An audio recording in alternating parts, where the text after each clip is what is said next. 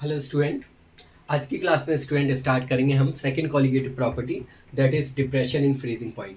तो स्टूडेंट इसको समझते हैं। हमने प्रीवियस लेक्चर में कवर की थी first colligative property that is elevation in boiling point. आज के में हम स्टार्ट करेंगे डिप्रेशन इन फ्रीजिंग पॉइंट। तो स्टूडेंट पहले हम समझते हैं फ्रीजिंग पॉइंट होता क्या है। स्टूडेंट फ्रीजिंग पॉइंट वो टेम्परेचर होता है जिस पर कोई लिक्विड सॉलिड में चेंज हो जाता है। जैसे अगर हम बात करें कि वाटर को अगर हमें जो कि लिक्विड स्टेट में है अगर हमें सॉलिड में चेंज करना होगा तो वो कितना टेम्परेचर होगा, तो आपको मालूम होता है वो होता है 0 डिग्री सेल्सियस और कैल्विन में होता है 273 कैल्विन। तो स्टूडेंट यानी कि यहाँ पर क्या है, डिप्रेशन का मतलब होता है कम हो जाना, यानी कि फ्रीजिंग पॉइंट क्या हो जाए, कम हो जाए। किस कंडीशन पे कम हो जाएगा, जब हम उसके अंदर सॉलिड के पार्टिकल्स ऐड करेंगे। तो डिप्रेशन इन फ्रीजिंग पॉइंट का मतलब ये है, क्योंकि क्वालिटेटिव प्रॉपर्टी है तो पार्टिकल्स पर डिपेंड करती है कि आप सॉल्वेंट में अगर आप सॉल्यूट के पार्टिकल्स ऐड करोगे, सॉल्यूशन बनाओगे, तो सॉल्यूशन का जो फ्रीजिंग पॉइंट है वो कम होगा as compare to the solvent. तो स्टूडेंट देखते हैं इसके फॉर्मूलेस। लेट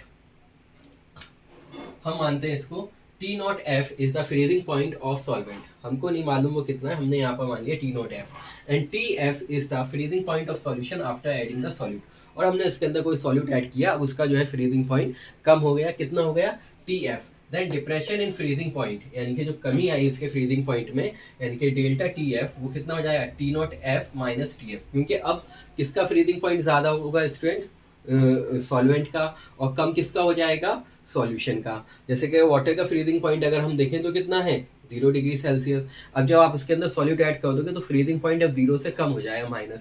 तो यहाँ पर 0 माइनस एंड माइनस, तो वो प्लस हो जाएगा, इसलिए चेंज जो आएगा वो पॉजिटिव में आ जाएगा। Experimentally it is found that, experimentally ये देखा गया है कि जितने आप number of moles of solute ज़्यादा लोगे, molality means number of moles of solute present in 1 kg of solvent, जितने आप ज़्यादा लोगे उतने ही change in depression in freezing point ज़्यादा होगा। तो यानी कि यहाँ पर ये फॉर्मूला बन जाएगा delta T F is equal to K F into M. यानी कि जब हम प्रोपोर्शनलिटी का साइन हटाएंगे तो हम यहाँ पर इजिकल टू का साइन लगाएंगे और यहाँ एक कांस्टेंट लेंगे which is called the cryoscopic constant और मोलर डिप्रेशन कांस्टेंट। कल हमने पढ़ा था कि मोलर एलिवेशन कांस्टेंट, यहाँ हुआ मोलर डिप्रेशन कांस्टेंट। स्टूडेंट हमने बताया था कि यहाँ पर हम मोलेरिटी क्यों नहीं लेते, मोलेरिटी जो होती है वो टेम्परेचर के साथ चेंज हो जाती है, यानी कि आप टेम्परेचर चेंज करोगे, कूल करोगे तो टेम्परेचर आप कम करोगे। तो अगर हम मोलेरिटी लेते हैं यहाँ पर मोलेरिटी की जगह पर तो वो वेरी कर जाती है, इसलिए हमने ना तो मोलेरिटी को लिया है ना नॉर्मेलिटी को, हमने लिया है मोलेरिटी को। अब आते हैं कि डेफिनेशन ऑफ के एफ क्या होती है, 1 मार्क्स में अगर आती है, जब किसी सॉल्यूशन का कंसंट्रेशन 1 स्मॉल एम हो जाए, यानी कि 1 मोल पर केजी हो जाए, तो उस केस में delta T F is equal to K F होता है। और इसकी यूनिट सेम होती है, जो कि के बी की वैल्यू होती है वही के एफ की वैल्यू होती है, क्योंकि K F is equal to delta T F upon M. तो टी एफ की यूनिट क्या है, टेम्परेचर केल्विन में है, और मोलरिटी की है मोल पर केजी। तो ये रेसिप्रोकल होगा तो केजी ऊपर आ जाएगा और मोल इनवर्स नीचे हो जाएगा। So kelvin kg mole inverse. Student दो न्यूमेरिकल के लिए आपको फॉर्मूला देखने, के एफ के लिए K F is equal to R T nought F square upon 1000 into L F. R होता है गैस कांस्टेंट और टी नॉट एफ है freezing point of pure solvent into L F है लेटेंट हीट ऑफ फ्यूजन।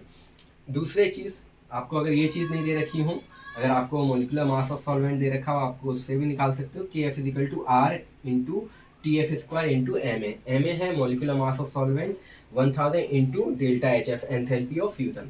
तो ये फॉर्मूले हैं, आप याद कर सकते हो। कभी जो है न्यूमेरिकल में अगर आ जाए के बी की वैल्यू और ये सब चीज़ें दे रखी हो और आपको डायरेक्टली नहीं दी हो न्यूमेरिकल में, तो आप ये यूज़ कर सकते हो। अब आता है next, how to calculate the molecular mass of solute by the help of this depression in freezing point colligative property. तो इसको, इस डेरिवेशन को करने के लिए स्टूडेंट हम लेते हैं सेकंड इक्वेशन से स्टार्ट करते हैं। Delta T F equal to K F into M, यानी के एफ इंटू मोलिलिटी होता है। अब आप क्या करोगे, कुछ नहीं, मोलिलिटी की जो फॉर्मूला आपको मालूम है वो पुट कर दोगे। So delta T F same रहेगा, के एफ सेम रहेगा। मोलिलिटी का फॉर्मूला क्या होता है, W B upon M B into W A. अगर ग्राम्स में होगा तो आप डिवाइड करोगे 1000 से, वो 1000 ऊपर आ जाएगा। तो इसलिए अब हम इस फॉर्मूले को रीअरेंज कर लें, एम बी को यहाँ शिफ्ट कर दें और डेल्टा टी एफ को नीचे ले आएँ। So M B equal to K F ऊपर है into W B into 1000 upon delta T F into W A mass of solvent. ये थर्ड फार्मूला हो जाएगा। तो आपको स्टूडेंट 3 फार्मूले याद करने, फर्स्ट ये, दूसरा ये और तीसरा ये। अब इसका ग्राफ जैसे कि आपने एलिवेशन इन बॉइलिंग पॉइंट का किया था वैसे ही आप इसका ग्राफ देखोगे, तो आप ग्राफ प्लॉट करोगे वेपर प्रेशर और टेम्परेचर के बीच में। तो यहाँ पर जो हमने ये टेम्परेचर लिया है, क्योंकि आप सॉल्वेंट का टेम्परेचर ज़्यादा है तो यहाँ पर ये टेम्परेचर ज़्यादा है और वेपर प्रेशर भी ज़्यादा बना रहा है। वेपर प्रेशर बढ़ रहा है तो यहाँ पर ये इतने वेपर्स, इतने टेम्परेचर पर ये इतने वेपर्स बना रहा है। अब आपने उसको कूल करा, तो कूल किया आपने, टेम्परेचर कम किया, तो अब वेपर्स में भी कमी हो जाएगी, अब वेपर्स कम बनेंगे और टेम्परेचर भी क्या होगा, कम होगा। तो ये जो चेंज है यहाँ से यहाँ तक का, यही कहलाएगा डेल्टा टी एफ। तो स्टूडेंट ये मैंने सारी थ्योरी आपके लिए लिखी है, आप नोट्स बना सकते हो, उसको फॉर्मूलेस को याद कर सकते हो, जो कि हम नेक्स्ट क्लास में हम इसके न्यूमेरिकल्स करेंगे। तो स्टूडेंट वीडियोस को आप लाइक किया करो, शेयर किया करो स्टूडेंट को, जो नीडी स्टूडेंट हैं, और जो भी प्रॉब्लम्स हुआ करें उनको आप कमेंट्स में लिख दिया करो, मैं उनको रीड करके उन पर वीडियोस बना